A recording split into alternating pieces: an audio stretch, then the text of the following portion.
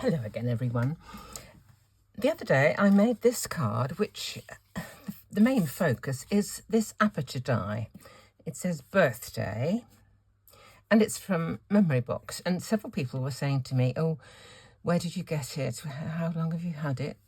And I honestly have had it for a very long time. The other one I did was this one, thanks, and I had a little picture of a golf ball on a golf tee. So I thought, you can make yourself an aperture die if you've got some really basic dies, some really basic equipment.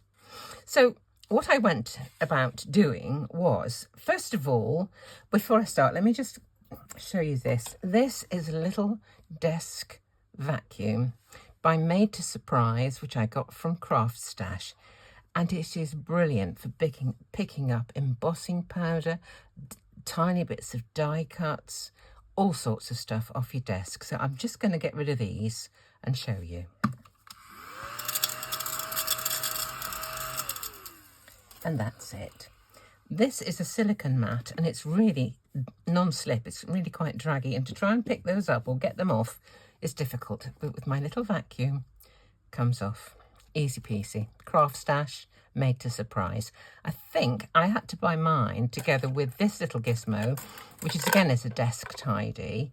It's got a magnet in, so it'll hold on to things. It's got a little box sort of thing inside. But what I keep in there are the brush, which is to clean out the inside of this, and this thing, which is if you've got something like that one at the back there, you can go like this. And it's like one of those special tools you get for your home vacuum cleaner. So that's what I keep inside. It came with a tidy tray, which I didn't actually need. By a tidy tray, I mean one of these. I'll show you. One of those. And a piece of stuff that's to clean adhesive off things. This is it. Supposed to get it. I haven't tried it yet, so that's kind of yet to come. So that was absolutely by the by, just that I had that mess of die cuts there. Right, to get back to the subject in hand, what I wanted to do was to make the circle like on this one, and for that I used two of my Presscut dies. I've spoken about Presscut dies so many times. These are they, and as you can see, the increments between them are really close.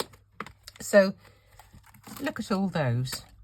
So for the circle, I just chose two adjacent dies, and I chose the size of them according to the sentiment that I wanted to put across it. So I went to my sentiment file, picked out a bunch of sentiments, and the Bravo fits on there, as you can see. The Congrats fits on. The Hello fits on. This is a Thanks. This is a Sugar Pea design. And that one, look, it looks a bit too big, doesn't it? So I chose the next two up in dimension, and that one will fit quite nicely on that. So what I did was tape two together, and I think this is an important bit because they do need to be the same distance apart all the way around. So tape them together and then cut out your circle. Cut out the word that you want to go across, and I would be inclined to cut it from a plain piece, whether you're using a colour or you're going to colour the piece of card you choose. It's up to you. It's absolute personal opinion. But I would make that at least too thick, because we want to suspend it across the aperture that we're going to make in the card. So I've got a card base here ready. I have got a piece of card that I can cut my panel from. So I've got, and again, this is another Presscut die. And if I'm going to use that one, what I need to choose now is the smaller of the two dies which made that ring. So I'm going to take it out of here, the smaller of the two dies, and pop that into the middle. Okay, next thing I want to do is to tack this down. Again, this is my lovely low tack tape from Stix2 Anything. And I think I just let me put it onto the mat first. Pop that up there.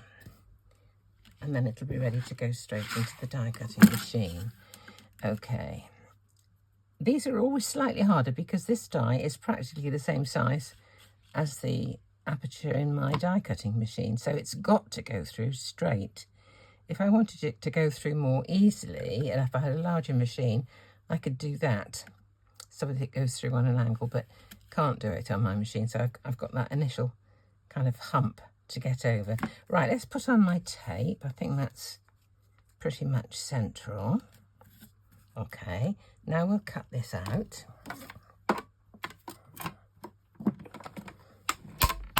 That's that first hump to get over, which is always more difficult. Right, so here's my front panel.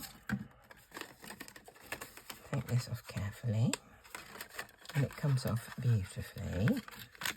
Doesn't damage the card. I will put a link for the tape and stuff in the description below. So, just not wishing to throw my dies out with my cuttings. Right, so there I have my front panel. The next thing I want to do is to stick this circle over there, and it's going to fit exactly because I used the smaller of the two to cut it out, so I've got just a little bit for it to hang on to. So this is another 2-in-1 glue pen. By 2-in-1 it means if you put it on, you can reposition it fairly quickly, but if you leave it, it will stay permanent. This one, it was a brand new, I started to use it yesterday, but it was a brand new and I hadn't used it before.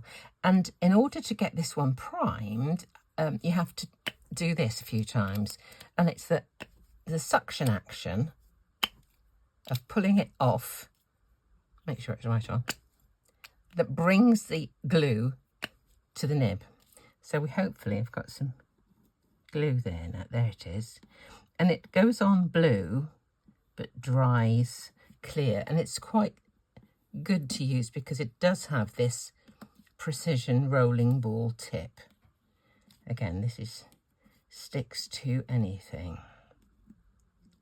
They do all sorts of sticky stuff. They're the ones who make that fab foam tape that I use. Right, let's pick this up with my tweezers. I must have turned it round. Here we go. Pair of tweezers, and we'll stick it on. There we go. And what I often do, just to press it down, is use an acrylic block. Right, now to join these two together, again, various ways of doing it. I might try this again this time, and I'm gluing to the top of this, not the back of that, because there's more chance of getting glue on the front of that from the surface I've got it resting on than it is from the one that's below.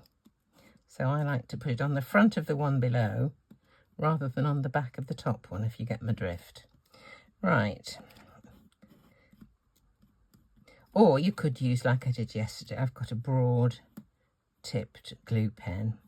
They're all, it's whatever suits you personally, whatever you like to do, whatever works for you. Don't let anybody tell you should be doing this, you should be doing that. You do what you're happy with. Okay, let's put this on the top. I'm going to move it over here to do this. Right. Less risk then of placing this in any of that glue there.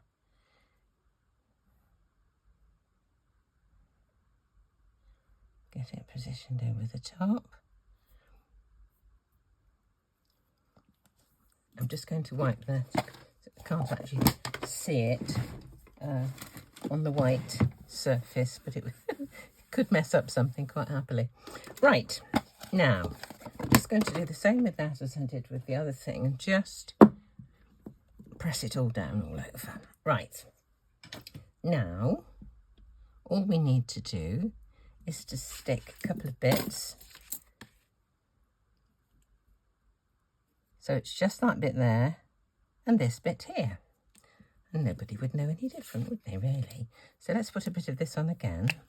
So what was it? I've forgotten exactly. Just the tip of the two squiggly bits. So that squiggly bit there and this squiggly bit here. Okay. Don't know which is the right way up. It's supposed to be in the middle, but sometimes it's slightly off and one orientation looks better than another. Okay, let's put that in the middle. I'll just hold that down for a moment.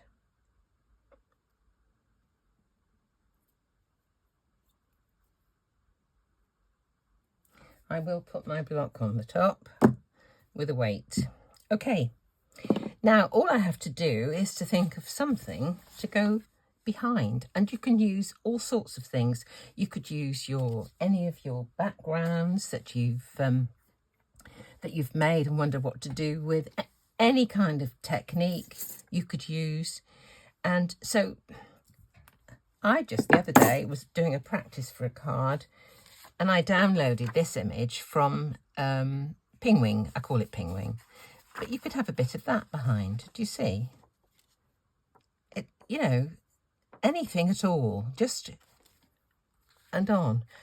I will choose something else to do, but I just wanted to do a really quick video to show you that you don't necessarily need an aperture die to make an aperture type front panel. So there you go. Hope you found it interesting. Hope you have a go of look through your stuff, see what you've got, see what you can do.